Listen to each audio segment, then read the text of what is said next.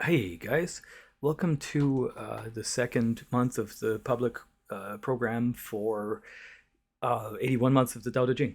I wanted to get started today. I'm still working on getting all of the main documents together for the classes. We've done our first week, and we're going to look at some of the document we used for the first week. But I want to do a video here because I didn't get to do one last week, and I want to stay on schedule. So what we're going to do is we're just going to look at my current tentative translation of chapter 2, and I'm going to go through the logic of it with you, as well as sort of call out some of the meanings of the chapter.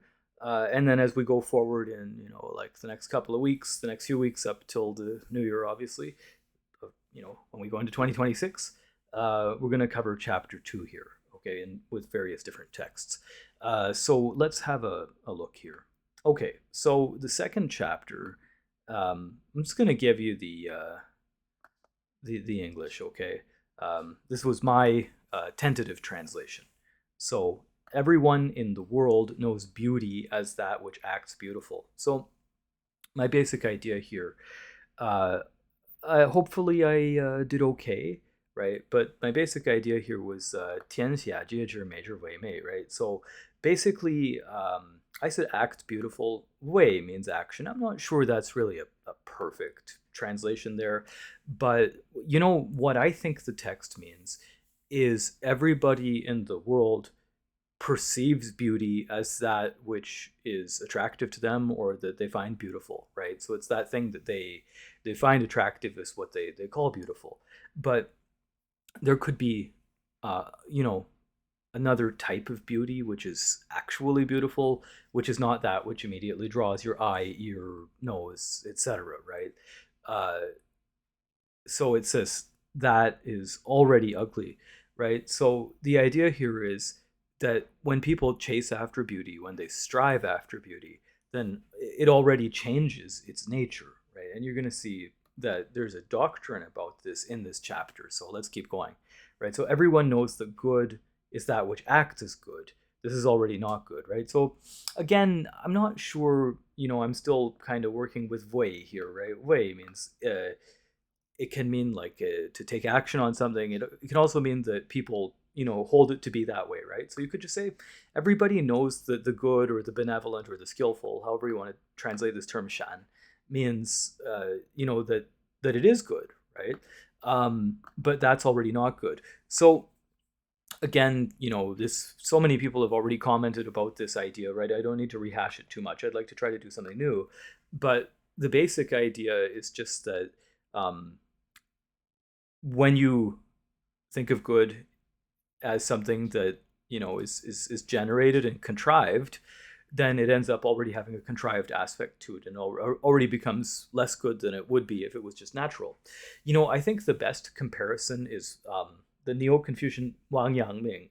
Wang Yangming has the most beautiful saying. He says, if you think about what's good, if your elderly parent were cold in the winter, you would naturally seek to find a way to make them not cold. And if they were hot in the summer, you would naturally seek to find a way to make them not hot, right? That's really what the pure, goodness of the heart really is.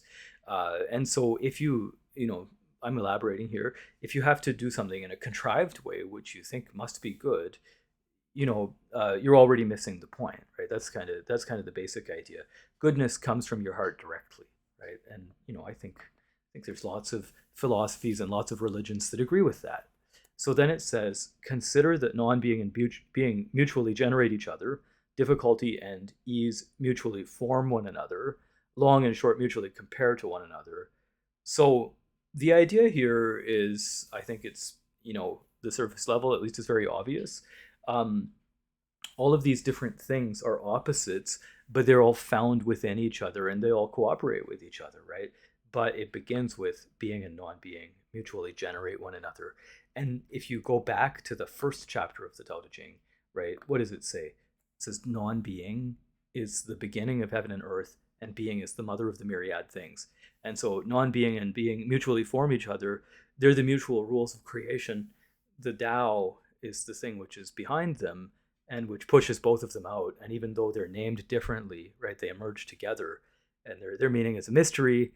It's a dual mystery, right? It's a very deep mystery, and it's the gateway of all things, right? So you see here, this is still a very important idea. So when you read the Dao De Jing, what you need to do is you need to read across the text from multiple different chapters and compare their meanings to start to pull out what the key meaning of the whole text is, right? This is the best way to read the Dao De Jing. So, then the other things, right? All of these different comparisons, we're not going to go into them too much here, right? They're just, for the sake of today's little video, they're just comparisons against things that are, seemingly opposites, but then they have a great impact on each other and they travel together, right? It follows that same principle from chapter 1. Okay, so it's the sage who stays in non-action as his activity, and he practices the teaching with no words. Okay, so this one, non-action, is an interesting idea. Uh, Effectively in meditation, this has a very, very particular meaning, but if we're talking philosophically, non-action is part of a series of things that happen, right? So when you look at the Dao De Jing, it talks about staying in non-action, then it talks about acting without action, and then it talks about nothing is not acted upon, right? 3 different phases. Wu Wei, right? Non-action. Wei Wu Wei, acting without action, and Wu Bu Wei, nothing is not acted on. And those 3 ideas are often taken as phases of non-action or the result of non-action. If you look at it from the perspective of the change of seasons, the winter solstice, incidentally, when I'm recording this is 2025 December, so we're going toward the solstice. The winter solstice is seen as the time that leaves the pure yin state and it starts to generate yang. And so pure yin is pure stillness, pure non-action, and then it starts to generate yang at the solstice and you go back toward action, right? So in Neidan practice, in meditation practice, this is a really essential feature, that non-action, when practiced properly in the right place and the right time with the right mindset, can allow you to actually regenerate in sort of the same way as midnight becoming morning, or winter generating early spring, right? And so on and so forth. The yang energy comes back. So there's very particular meaning for this in meditation, and it's a very naturalistic meaning, and it really lines up closely with the teachings of the Book of Changes as well. So this is a really profound idea. I think in the Dao De Jing, it's a topic which is actually about government, right? So the sage is not like a nice hippie, who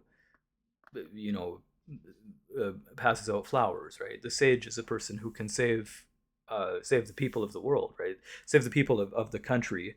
And in the Dao De Jing, they're probably talking about a sage leader who's like a powerful king or something like that. And that person, they practice non-action, but practicing non-action, you'll see, is introduced more and more later in the book. And what you find out is actually there are small but important actions taken which are kept secret so that the people don't suffer, and so that they're able to carry out their regular activities such as agriculture. So it says, for instance, later in the book, a field full of weeds will mean that the agriculture becomes impossible, right? So this is a paraphrase, okay? But that's the basic idea. So what it means is you have to have a way to take care of those essential tasks that make it possible for people to do their jobs. But then after you do that, and it is possible for them to do their jobs, you get out of the way and you let them do their jobs, and they'll be happy and productive, and then everything will work out better, right? So the way that I'm viewing this is you set up a precondition for something good to happen, and you allow the thing to unfold, and you let it be. But you have to combine this with practicing the teaching with no words. Okay, so non-action is paired with practicing the teaching with no words, and I think sometimes people miss this in their interpretation. The teaching with no words, the simplest way to say it is to lead it by example, but there may be more to it than that.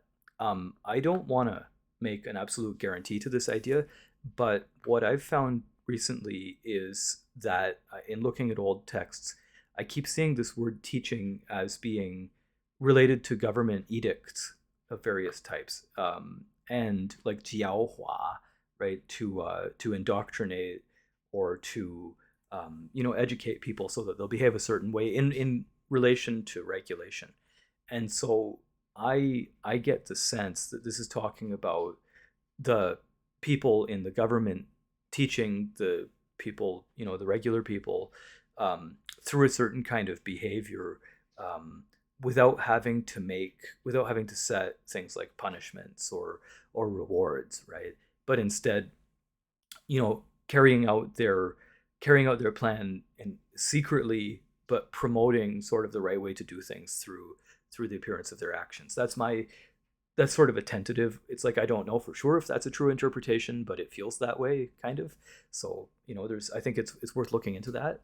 Um, but another way you could look at it is that, let's say a person who's engaged in the study of the Tao, or a person who's engaged in the teaching of the Tao, um, the way that you receive teachings from a master is often not using words. And it doesn't mean that they're always shooting chi at you. Okay, that's, maybe sometimes they're shooting chi at you, but it can mean the way that the master behaves shows you something over time, and they can unfold the teaching to you over time in a way which doesn't require them to constantly tell you what they're doing, right? And that's secret. You know what I mean? Like, um, I can't, I can't.